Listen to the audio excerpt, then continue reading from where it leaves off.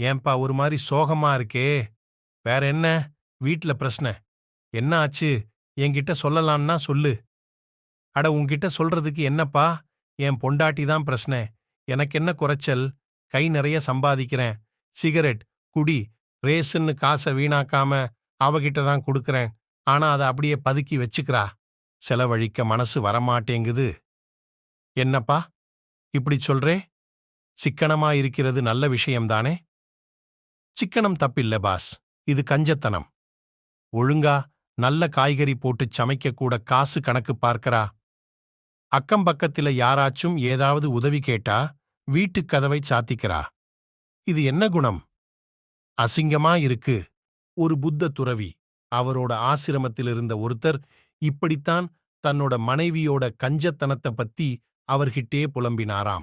At அதுக்கு புத்த துறவி என்ன சொன்னாரு? அந்த பொண்ணுகிட்டே போய் ஒரு கையை மூடிய மாதிரி மடக்கிக் காட்டினாராம். நான் எப்பவும் இதே மாதிரி கையை வச்சுக்கிட்டு இருந்தா என்ன அர்த்தம்னு கேட்டாராம்.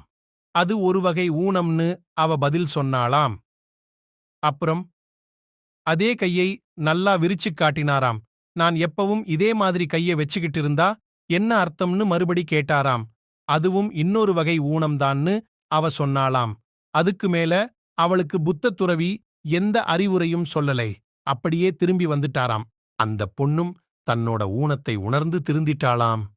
கஞ்சத்தனத்தை மறந்து நல்லா செலவு செஞ்சு தர்மம் பண்ணி சந்தோஷமா வாழ்ந்தாளாம். நல்ல ஐடியாவா இருக்கே.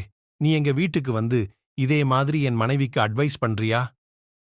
ஏன் அதே கையால அடி வாங்கறதுக்கா? என்ன விடுறா சாமி.